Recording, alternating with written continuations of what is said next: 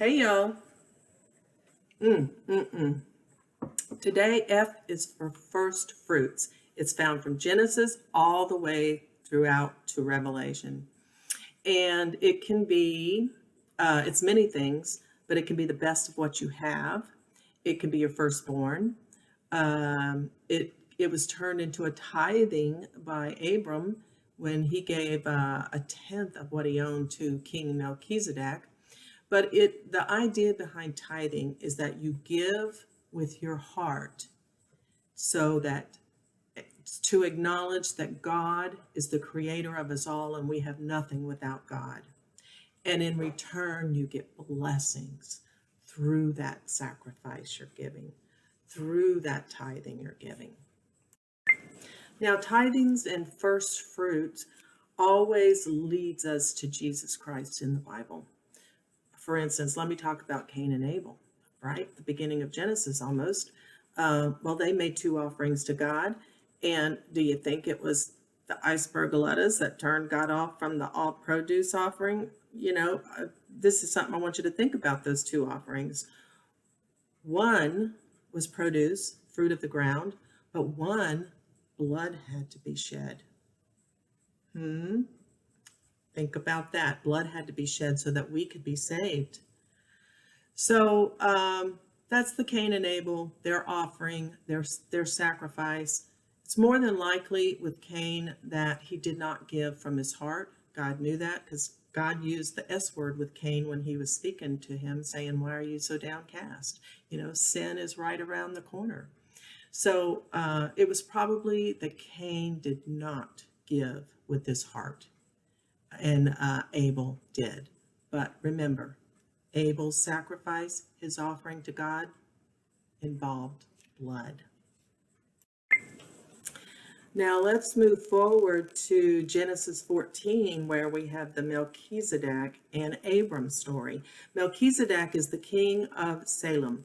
Salem means a lot of different things, but it could mean peace, righteousness, wholeness, completion.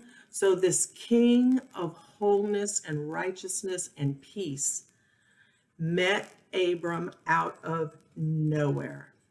And do you know what he did? He blessed God above. This is the king of Salem, who supposedly was not a Jewish person. He blesses God, he blesses Abram, and then he offers bread and wine to Abram. Communion, And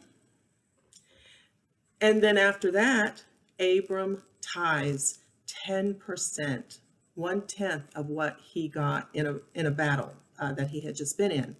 So that leads us to Jesus, right? And in fact, scholars think that Melchizedek is incarnate of Jesus in the Old Testament to give us a little quick look-see of what's to come. I want to tell you a couple of things about that title, King of Salem. King translates to Hebrew as Jeru. King of Salem, Jerusalem. Gives you chills. So Abraham got blessings and he tithed to Melchizedek. It's interesting to note here that right after that story is Abram being promised a son from God, a promised son. How perfect is that Bible? So let's move on to the New Testament. What I'd like to say here, it's very emotional for me because it involves babies. Jesus, of course, Jesus is described as the first fruits, our perfect sacrifice. But in Revelation, they talk about the 144,000. They are described as the first fruits. They are always with Jesus. They are Jewish. Nothing bad ever came out of their mouths. They were virgins. So who are these 144,000 first fruits that hangs out with our first fruits, Jesus? Well, my opinion is that You know, all those babies that Herod killed? He sent his soldiers up and down the coast to, to look for that king of the Jews that was just born. And you know, these soldiers didn't ask questions. So if a little boy looked like he was two, but he could have been three or four, that baby got killed. So that's who I think the 144,000 are, because they were perfect and they were somewhat of a sacrifice if you think about it. Jesus had nobody his age that he grew up with, no little boys. And, you know, Jesus was getting away when all this was going on. So they, those little babies were killed so that our Jesus could could come to us 30 years later, start the church, and be our perfect sacrifice. So,